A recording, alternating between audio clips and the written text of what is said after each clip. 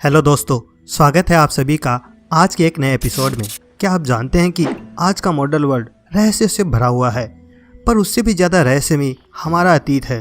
वो लोग जो हमसे हज़ारों साल पहले रहा करते थे। हम लोगों के मन में अक्सर ये सवाल उठते रहते हैं कि जो लोग आज से हज़ारों साल पहले रहा करते थे, क्या वो वैसे ही दिखते हैं जैसा कि हम आज दिखते हैं। साइंटिस्ट हमारे इन सभी बातों के सवालों के जवाब देते रहते हैं, पर साइंटिस्ट भी एक्सकेवेशन और रिसर्च की मदद से ही इन सवालों के जवाब दे पाते हैं। पर कभी कभी उन्हें कुछ ऐसा भी मिल जाता है जिसकी कभी किसी ने कल्पना भी ना की हो। जैसे कि क्या कभी हमारे इस प्लेनेट पर जायंट्स भी रहा करते थे, और क्या पहले वो यहाँ राज करते थे जैसा हम आज इंसान करते हैं। ऐसे ही कई सारे सवालों के जवाब मैं आपको आज की वीडियो में जरूर दूंगा। तो चलिए शुरू करते हैं आज का ये वीडियो। ये विचार कि कभी जायंट्स हमारी धरती पर रहा करते थे सिर्फ हम लोगों के मन में ही नहीं उठता है।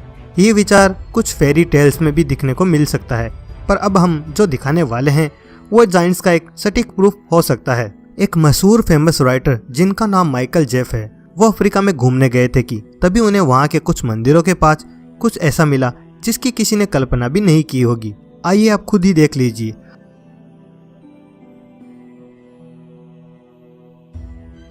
तो दोस्तों, आप देख रहे हैं कि साउथ अफ्रीका में कुछ मंदिरों के पास कैसे एक जायंट फुटप्रिंट था, और ये किसी डायनासोर का फुटप्रिंट या फॉसिल्स भी नहीं था, क्योंकि ये फुटप्रिंट एक ह्यूमन फुटप्रिंट से भी बहुत मेल खाता है।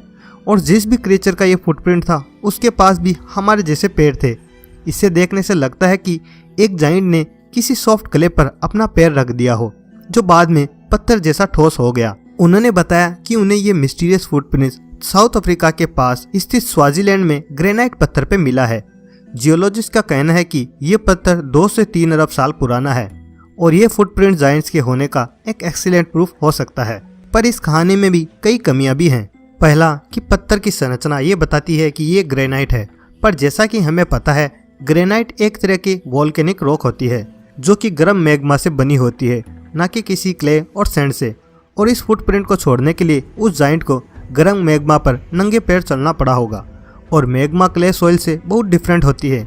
सुनने में ये काफ़ी खतरनाक लगता होगा, पर क्या जायंट को ये फुटप्रिंट छोड़ने में कोई दिक्कत नहीं आई होगी? क्योंकि हो सकता है कि ये कोई क्ले ही हो, पर इतने सालों में ये बहुत हार्ड हो गया हो और हमें ये आज ग्रेनाइट के जैसा लग रहा है। माइकल के द्वारा एक और डिस्कवरी जो कि अफ्रीका में ही की गई थी, वो एक फॉसिल्स थी, जिसे देखने पर यह हमें एक ह्यूमन शोल्डर ब्लेड जैसा दिखाई देता है। क्या ये एक जायंट ह्यूमन शोल्डर ब्लेड होगा? शायद ये सिर्फ एक अनयूजुअल शेप का स्टोन है, लेकिन उनके पास कुछ ऐसे सबूत हैं जो ये दर्शाने के लिए कि ये एक जायंट ह्यूमन शोल्डर ब्लेड है। उन सबूतों में से एक सबूत है इसका पानी के साथ अजीब रिएक्शन। लेखक के अनुसार ये झुलसा हुआ कंधा किसी जायंट के ऑर्गेनिज्म का रहा होगा। आपको इंटरनेट पर तो कई ऐसी फोटोज और क्लिप मिल जाएंगी जिसमें किसी जायंट स्केलेटन को दर्शाया गया हो। इस प्रकार 1890 में इजिप्ट में एक सार्कोफेगस पाया गया, और इसके साथ एक पुरुष और महिला की मम्मी भी पाई गई।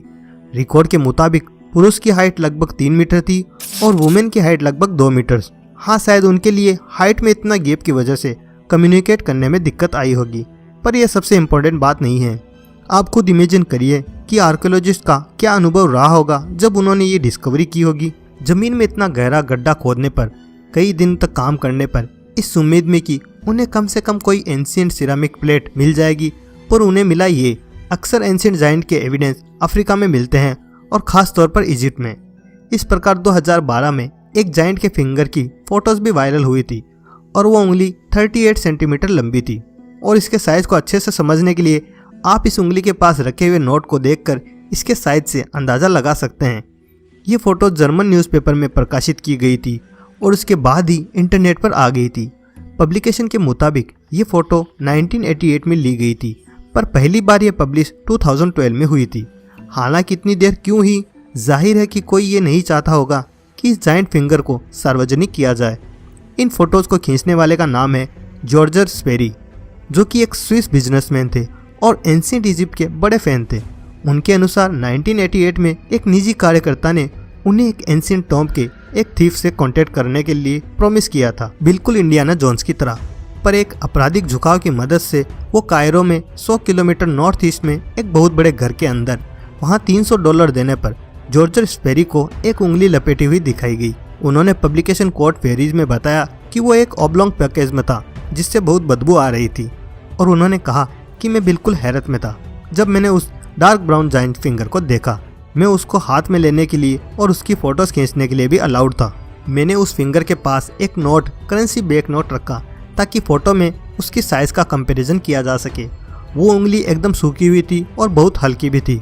उस फिंगर का साइज जज करके बताया गया कि ये किसी क्रिएचर की फिंगर है और जिसकी भी है वो मैक्सिमम 5 मीटर बड़ा होगा। उन्होंने उस थीफ से वो फिंगर खरीदने के लिए उससे उसकी मुंह मांगी कीमत भी ऑफर की, पर उस थीफ ने उस फिंगर को बेचने से मना कर दिया और कहा कि इस फिंगर का मेरी फैमिली में इम्पोर्टेंट रोल है, मैं इसे नहीं बेच सकता। और फिर उन्हें अपने घर खाली हाथ ही आना पड़ा। म्यूजियम को उन फोटोज में कोई दिलचस्पी नहीं थी, पर वो उस फिंगर को देखकर इतने सरप्राइज हुए कि वो उस फिंगर के बारे में सोचना बंद ही नहीं कर पा रहे थे। फिर 2008 में उन्होंने अपनी नौकरी छोड़ दी और जायंट्स पर एक बुक लिखी जिसका नाम उन्होंने रखा lost god day of judgement. फिल्मांकन के दौरान वियरा ब्रदर्स के पास खोज में गहराई में पहुंचने का समय था और एक अभियान के दौरान उन्हें पता चला कि विशालकाय मानव जीवों की एक नस्ल नॉर्थ अमेरिका में मौजूद एक प्राचीन सभ्यता का हिस्सा थी। आप सभी की डिफरेंट राय होगी रिसर्च की फाइंडिंग्स पर खुदाई के दौरान उन्हें एक गुफा में एक विशाल दांत मिला। ये विशाल दांत किसी प्रेडेटर एनिमल का नहीं था, पर यह एक इंसान के दांत से बहुत मेल खा रहा था और साइज जज करने से पहले पता चला कि जिस भी आदमी का यह दांत था उसकी हाइट 2.5 मीटर से कम नहीं होगी। लेट 1950s में साउथर्न ईस्ट टर्की में चल रहे रोड के काम के दौरान कुछ वर्कर्स ने कुछ हड्डियां खोजी।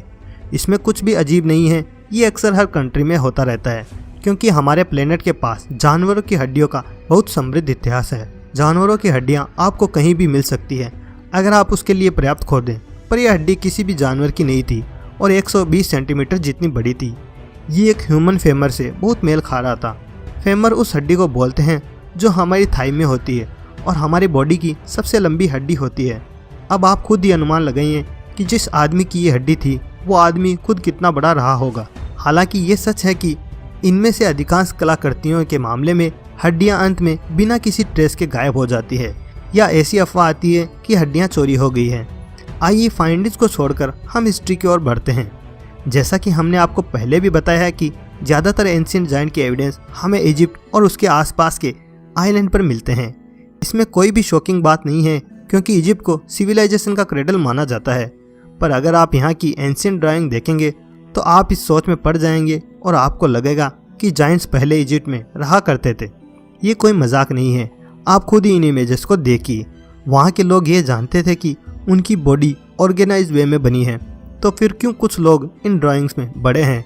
कुछ जगह पर वो वहाँ के लोगों के सोशल स्टेटस को बताते हैं और वो जायंट्स की ड्राइंग को एक्सप्लेन नहीं करता। कुछ प्रसिद्ध कहानियों में से एक जिसमें मैन और जायंट्स का आमना सामना दिखाया जाता है, उनमें से एक है the battle of David and Goliath. Young David एक किंग को फीचर करता है जो कि इजराइल और जुदा का किंग था। उन्होंने एनिमी की आर्मी के स्ट्रॉन्गेस्ट वॉरियर को हरा दिया था। क्या कोई पत्थर जो कि स्लिंग से मारा गया हो वो किसी को मार सकता है? तो इसका जवाब है हाँ, क्योंकि ये एंशिएंट डिवाइस जो उन्होंने यूज़ किया था उसने स्टोन की स्पीड को एक बहुत तेज स्पीड बना दिया था।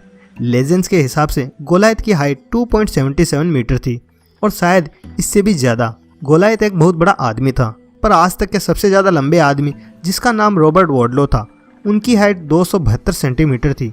अगर गोलायत आज के ज़माने में होता तो वह आज तक का सबसे लंबा आदमी दर्ज होता। एक और मिथिकल जायंट को तो आप जानते ही होंगे जिसका नाम है साइक्लोप्स, और इसकी 2 नहीं बल्कि 1 आंख थी, वो भी माथे के बीच में। आपने इसे एंशिएंट ग्रीक मिथ्स या कंप्यूटर गेम्स में तो देखा ही होगा, पर कुछ लोगों को साइक्लोप्स के स्कल के जैसे ही एक स्कल मिला था जो कि बहुत स्ट्रेंज था। उस स्कल में सिर्फ एक बड़ी आंख की जगह थी माथे के बीच में, न कि 2 आंखों की, और ये स्कल कम से कम 3 मिलियन साल पुराना था। और ये जिस क्रीचर का था उसकी हाइट 2.7 मीटर्स थी और उसका वेट 6 टन यानी कि 6000 किलो था। और वो लोग उस स्कल को देखते ही समझ गए थे कि ये स्कल शायद साइक्लोप्स का ही है। आज साइंटिस्ट के पास ऐसे अजीब स्कल्स के डिफरेंट आंसर हैं। साइंटिस्ट का कहना है कि ये स्कल किसी ड्वार्फ एलिफेंट का था जिसकी स्पीसीज जमीन पर रहा करती थी और खाना न मिलने की वजह से वो मर गए थे। साइंटिस्ट का ये भी कहना है कि वो होल जो हमें आई सॉकेट लग रहा था असल में एक ट्रंक के नीचे था जिससे उस एलिफेंट को सांस लेने में मदद मिलती थी। पर अगर ऐसा है तो उस स्पीसीज के और स्कल हमें क्यों नहीं मिले? आपको क्या लगता है इसके बारे में? हमें कमेंट बॉक्स में ज़रूर बताएं। तो दोस्तों ये था आज का वीडियो। आई होप कि आपको वीडियो पसंद आया होगा। अगर हाँ तो इस वीडियो को लाइक करें, शेयर करें इसे अपने फ्रेंड्स और फैमिलीज के साथ में। अगर आप हमारे चैनल पर पहली बार आए हैं तो चैनल को जरूर सब्सक्राइब करें और बेल आइकन को भी जरूर दबा दें ताकि आपको मेरे अगले आने वाले वीडियो की नोटिफिकेशन मिल सके। तो चलिए दोस्तों, आज के लिए बस इतना ही। मिलते हैं अगले वीडियो में कुछ नए मिस्टीरियस फैक्ट्स के साथ। तब तक के लिए बाय।